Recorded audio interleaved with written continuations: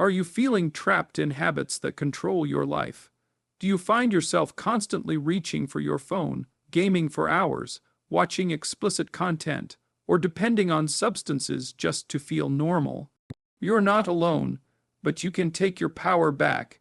In today's world, addiction doesn't only come in the form of drugs and alcohol. It hides in our screens, our routines, and even in the things we do to feel better for a moment, but end up feeling worse over time. Whether it's social media, porn, gaming, or substance abuse, these behaviors can slowly take over our minds, affect our mental health, destroy relationships, and steal our focus from the life we truly want to live. In this video, we're going to explore how addiction really works, how it affects your brain, your emotions, and your decisions, and most importantly, how you can break free. Step by step, you'll learn practical strategies to regain control, build inner strength, and create the kind of life where you don't need to escape anymore. It's not about being perfect. It's about learning, healing, and taking your first step toward freedom. Let's talk honestly, without judgment, and start the journey of saving yourself from addiction. Before it's too late, let's begin. Addiction is not something that happens overnight. It is a gradual process that often begins subtly, with small behaviors or substance use that appear harmless at first. These behaviors grow slowly over time, increasing in frequency, intensity, and psychological grip. Because of this slow development, one of the most powerful tools in preventing addiction is early recognition. Identifying the signs of addiction in its earliest stages allows for timely intervention, and in many cases, can stop the problem before it becomes life-altering. This is especially important because addiction, once developed, changes brain chemistry, decision-making abilities, and emotional stability. In a clinical context, catching a condition early always increases the chances of successful treatment. The same is absolutely true for addiction. In medical practice, early detection is often the key to saving lives. Whether it's cancer, diabetes, or heart disease, identifying early symptoms leads to better outcomes. Addiction is no different. People often ignore or underestimate the early signs, brushing them off as normal behavior, just stress, or a phase. Unfortunately, by the time they realize something is wrong, the problem has already escalated. Recognizing the warning signs of addiction early on is not about overreacting. It's about being proactive and protective of one's mental and physical health. It's about observing the changes in behavior, mood, and choices that might signal something deeper than just a temporary habit. The early stages of addiction may involve frequent use of a substance or behavior as a form of stress relief. A person may start drinking every evening to relax, smoking to ease anxiety, or using their phone excessively to escape boredom. These actions might not seem serious at first, but when a person begins to rely on these things consistently, using them not just for enjoyment, but to feel normal, it is a strong indication that a dependency may be forming. They may also begin to increase their use, taking higher doses, staying up longer, or engaging in the behavior more often, because the original amount no longer feels satisfying. This is the brain's early sign of tolerance developing. Another major warning sign is when a person starts to neglect responsibilities, hobbies, or relationships. For example, they may stop attending school or work regularly, lose interest in physical activity, ignore family events, or isolate themselves. They may also begin to lie or hide their behavior, feeling ashamed or afraid of judgment. These are not random behavioral changes. They are often early symptoms of addiction. At this stage, the person may still have control, but it is slipping. Identifying these changes and taking action can prevent the problem from progressing to full addiction. Mood instability is another indicator. If someone becomes easily irritated, anxious, or depressed when they can't access the substance or behavior, that's a red flag. Withdrawal symptoms, even if mild, such as restlessness, cravings, or insomnia, and occur during the early stages of addiction. Many people don't realize these symptoms are withdrawal. related because they haven't been using or engaging in the activity long enough to suspect it. But the brain is already starting to depend on that external stimulation to regulate its chemistry. This is when intervention is not only possible but highly effective. As a healthcare professional, one of the most common things I hear from patients is, "I didn't think it was a problem at first." This mindset is dangerous because addiction thrives on denial. The earlier someone recognizes that their relationship with a substance or behavior is changing in unhealthy ways, the easier it is to correct course. This is not about labeling someone as an addict. It's about encouraging self-awareness, honesty, and prevention. No one wakes up one day and suddenly has an addiction, but many look back and realize the signs were there and they missed them or ignored them. Parents, teachers, and peers play a crucial role in this early recognition as well. Often, a young person may not recognize what they're experiencing, but the people around them notice a shift in behavior. Being observant and willing to speak up in a supportive, non-judgmental way can make all the difference. Saying something like, "I've noticed you've been more withdrawn lately. Is everything okay?" Or, "You've been drinking more than usual. Is there something bothering you?" opens a door for conversation and possibly intervention. Silence and stigma only help addiction grow. It's important to understand that early recognition doesn't mean confrontation. It means awareness.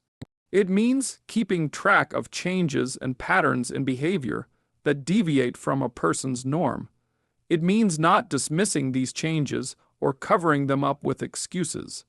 Early recognition is also about education. The more we know about how addiction develops, the more we can recognize the warning signs in ourselves and others. Education should begin at a young age, teaching not only the dangers of drugs or unhealthy habits, but also the emotional and psychological signs that suggest dependence may be forming. Technology can help too, with mental health apps, screening tools, and digital health tracking. Individuals today have access to resources that can help them monitor their behaviors. For instance, some apps allow users to track how much time they spend on social media or how many drinks they consume weekly. When someone sees the data laid out, they may recognize a pattern they hadn't noticed before. This kind of self-monitoring is a step toward early recognition. It gives people the power to take control before things spiral out of hand. Once early signs are recognized, the next step is action. This might include talking to a counselor, seeing a doctor, attending a support group, or even just confiding in a trusted friend or family member. The goal at this stage is not detox or rehab, but prevention. The earlier a person starts making small changes, like reducing usage, finding healthier coping mechanisms, or setting boundaries, the easier it is to stop the addiction from progressing. Think of it like a small fire. It can be put out with a glass of water in the beginning, but if left unattended, it can burn the whole house down. In conclusion, saving yourself from addiction starts with being aware of how addiction begins. Early recognition is the most effective defense.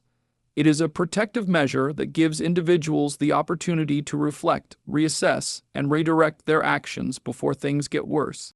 Whether the addiction is to a substance, a behavior, or even a digital habit, the principle is the same. The earlier you spot it, the easier it is to manage.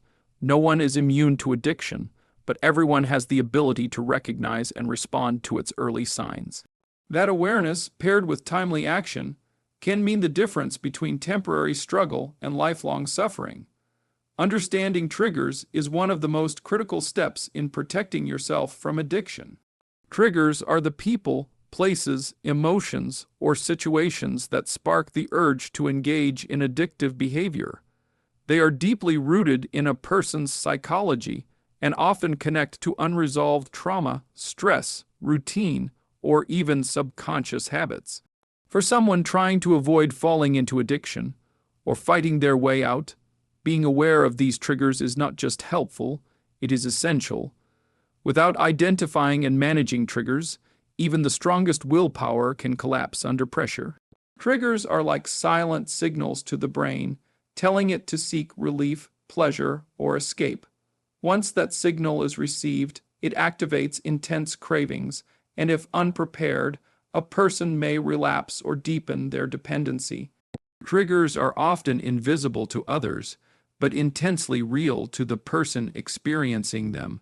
For example, a recovering smoker may feel a sudden craving just by smelling cigarette smoke or watching someone light up. A person trying to avoid porn may be triggered by stress, loneliness, or even exposure to a slightly suggestive image. A recovering alcoholic may struggle when they walk past a bar or get invited to a party. These moments can seem small, but inside the brain, they cause powerful neurological reactions. The amygdala, the part of the brain that processes emotions, becomes active. Dopamine levels begin to rise in anticipation of the reward. The prefrontal cortex, responsible for rational thinking, begins to lose control. This chain of reactions can happen within seconds. If the person isn't consciously prepared to handle it, their chance of giving in to the addiction becomes very high. Triggers are highly personal. What affects one person might not affect another. For some, emotional distress is the most dangerous trigger. Anxiety, depression, grief, or even boredom can drive someone to seek out an addictive behavior to numb the pain. For others, it could be social situations, especially where peer pressure is involved. Even positive emotions can act as triggers. Celebration, excitement, or reward can encourage someone to indulge as a form of treat or escape. The complexity of human emotions makes it difficult to avoid triggers completely, but being aware of them gives a person power. It shifts them from being reactive to being proactive. The first step in managing triggers is identifying them. This requires honest self-reflection. A person must look at the moments where they felt the strongest urge to engage in their addiction and ask, what was I feeling? Where was I? Who was I with? What had just happened? Was I stressed, lonely, angry? Writing these answers down in a journal or tracking them with a mental health app can help reveal patterns. Over time, these patterns form a personal map of emotional and situational triggers. Once a person knows their map, they can plan their responses more effectively. Avoidance is a valid strategy, especially in the early stages of recovery or prevention.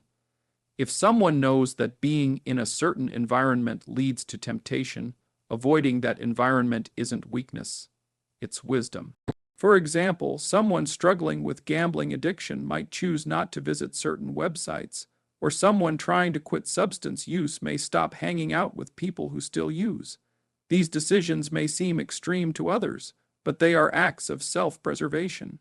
In time, as mental resilience strengthens, individuals may become better equipped to face those triggers without falling back. But in the beginning, avoiding unnecessary exposure is an important act of strength. Not all triggers can be avoided.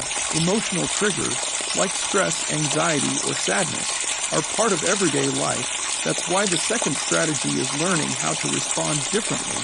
Instead of reacting automatically with addiction, a person must build a new response system. This is where coping mechanisms come in, replacing harmful behavior with healthy alternatives like exercise, deep breathing, creative expression, talking to a friend, or mindfulness practices can reduce the emotional pressure and break the automatic link between trigger and addiction. This process takes time, repetition, and conscious effort. The brain has to form new connections, but every time a person successfully resists the trigger and chooses a better option, they are reshaping their brain's wiring. Another important point is understanding the concept of urge surfing. This is a mindfulness-based technique where instead of trying to suppress or fight the craving, a person allows themselves to feel it, observe it, and let it pass, like riding a wave. This approach recognizes that cravings are temporary. They rise, peak, and then fall. The key is not to panic when the urge comes, but to breathe through it and wait it out. Practicing urge surfing gives people a powerful internal tool to manage intense triggers without falling into panic or relapse. It's a form of mental training that improves over time. Support systems also play a vital role in dealing with triggers. When someone feels a strong urge, having someone they can call, message, or talk to in that moment can prevent a relapse. Sometimes, just saying, "I'm feeling triggered," out loud can reduce the intensity of the craving. It brings the situation into conscious awareness, and with support, it becomes easier to make the right decision.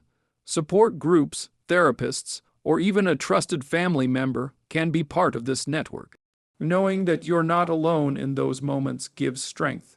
Shame, secrecy, and silence are triggers in themselves, and breaking them with connection is part of the healing process. For long-term success, it's not just about recognizing old triggers. It's also about avoiding the formation of new ones. Many people who believe they're safe fall into the trap of forming new habits that slowly become addictive again. They may switch from drugs to alcohol, from porn to excessive gaming, or from food addiction to online shopping.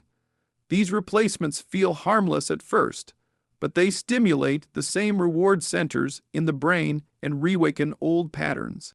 This is why it's important to maintain awareness, even after the initial phase of recovery has passed. Addiction is not just about one behavior, it's about the relationship between the person and their coping system. Replacing addiction with another form of distraction doesn't lead to healing. It only delays the deeper work. In a clinical setting, managing triggers is part of every recovery plan. Cognitive behavioral therapy, CBT, is one of the most effective tools used in this process. It helps patients identify distorted thoughts, develop awareness of triggers, and create personalized strategies for response. The goal is not to remove emotion or eliminate stress, but to respond with control instead of compulsion. For those trying to protect themselves from addiction, even before it starts, the same strategies can be applied. Early awareness of personal triggers can prevent years of suffering and mental damage. In the end, triggers are not the enemy. They are signals. They reveal to us where we hurt, what we fear, and what we crave. If we listen to those signals carefully and respond with wisdom instead of addiction, we gain power over them. Recognizing triggers puts the person back in the driver's seat, rather than being controlled by unconscious impulses. Saving yourself from addiction doesn't just mean saying no in the moment. It means understanding why the desire exists in the first place and meeting that need in a healthier way. By mastering our triggers, we begin to master ourselves. And in that mastery lies the first true step toward freedom. Addiction does not exist in isolation. It is often the result of an internal void, a response to pain, boredom, trauma, or unmet emotional needs. In order to break free from its grip or prevent falling into it, individuals must develop healthy coping mechanisms that serve as replacements for the destructive behavior. Without new tools for handling stress, anxiety, sadness, or even excitement, the human brain will inevitably fall back on the familiar pathways that addiction has carved. Building healthy coping mechanisms is not simply a matter of learning a few tips and tricks. It's a deep, intentional process of rewiring the brain and transforming how we emotionally respond to life's challenges. The human brain is hardwired to seek comfort and avoid pain. When someone experiences stress, trauma, or emotional imbalance, the brain naturally looks for a way to soothe itself. For many people, that comfort comes through behaviors or substances that offer quick relief. Drugs, alcohol, pornography, compulsive eating, or excessive gaming deliver an intense rush of dopamine, a chemical associated with pleasure. These short bursts of reward teach the brain that these behaviors are effective in making discomfort go away. Over time, this becomes a learned response. When the person feels stressed or sad, their brain instinctively craves the substance or behavior that has previously brought relief. This is where addiction begins to form. To counter this, we need to replace the maladaptive behavior with healthier alternatives that provide real, lasting relief instead of temporary escape. This means identifying the underlying emotion and consciously choosing a better method to respond. For example, instead of turning to alcohol when overwhelmed, someone might take a long walk, journal their thoughts, or call a trusted friend. These actions might not deliver the instant dopamine rush that addiction does, but they provide genuine emotional processing and support. Over time, the brain begins to associate these positive behaviors with stress relief. The new habit slowly replaces the old one. Healthy coping mechanisms vary from person to person, depending on personality, lifestyle, and emotional history. However, some universal practices have shown to be especially effective. Physical exercise is one of the most powerful tools for managing emotional stress. It releases endorphins, which are natural mood boosters, and helps regulate sleep, energy levels, and brain function. Activities like walking, swimming, dancing, or yoga don't just distract from addiction. They actively repair the brain's chemistry and improve emotional resilience. Regular movement trains the body to manage emotional pressure in a constructive way, reducing the urge to seek unhealthy relief. Mindfulness practices like meditation, deep breathing, and grounding techniques also offer profound benefits.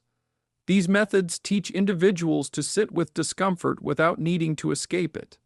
They build emotional tolerance, the ability to feel anxiety or sadness without acting impulsively. This is crucial because addiction thrives in avoidance. If a person can learn to face their emotions, acknowledge them, and move through them without judgment, the compulsive drive to numb those feelings decreases. Mindfulness rewires the brain by strengthening the prefrontal cortex, which is responsible for self-control and rational thinking. The more this part of the brain is engaged, the easier it becomes to resist addictive impulses. Another essential coping strategy is creative expression. Art, music, writing, or even cooking can serve as emotional outlets. These forms of expression allow a person to process inner turmoil, release emotional buildup, and transform pain into something meaningful. Creative work can become a form of therapy, a way to understand oneself more deeply while channeling negative energy into positive creation. It also provides a sense of purpose, which is often missing in the lives of those struggling with addiction. Purpose is one of the strongest protectors against relapse. When a person has something to live for, build, or contribute to, the need to escape becomes smaller. Social connection is also a powerful coping mechanism. Isolation often deepens the hold of addiction because loneliness amplifies emotional pain. Having someone to talk to, whether a friend, support group, or therapist, creates a safety net. It allows the person to speak their truth, release guilt or shame, and receive guidance without judgment. Talking about one's struggles makes them less overwhelming. It also introduces accountability, which is critical in recovery. When someone knows they will be checked on or encouraged by others, it becomes easier to resist the urge to give in. Community provides the strength that individual willpower sometimes lacks. Developing healthy coping mechanisms requires consistent effort and self-awareness. It's not enough to know what helps. You must use it regularly, especially in moments of emotional intensity. This means recognizing early warning signs. When you're starting to feel anxious, restless, bored, or emotionally flooded, and immediately reaching for your positive tools. The earlier you intervene, the more effective the coping strategy becomes. Waiting until the craving peaks makes it harder to resist. This is why routine is important. Building positive habits into your daily schedule, like morning exercise, evening reflection, or weekly check-ins with a mentor, creates a framework that supports emotional balance. It's also important to have a relapse prevention plan that includes a list of your most effective coping mechanisms. This plan should be easily accessible and reviewed regularly. It can include activities you enjoy, people you can call, places that calm you, and phrases that ground you. In moments of weakness, this plan serves as a roadmap out of the emotional chaos. Having a plan reminds the brain that you have options other than addiction. It empowers the person to take action rather than fall into despair or resignation. Learning how to self-soothe is another critical skill. Many people develop addictions because they never learned how to comfort themselves in healthy ways. They may have grown up in environments where emotions were ignored, judged, or punished. As adults, they continue that cycle by avoiding their feelings through substances or behaviors.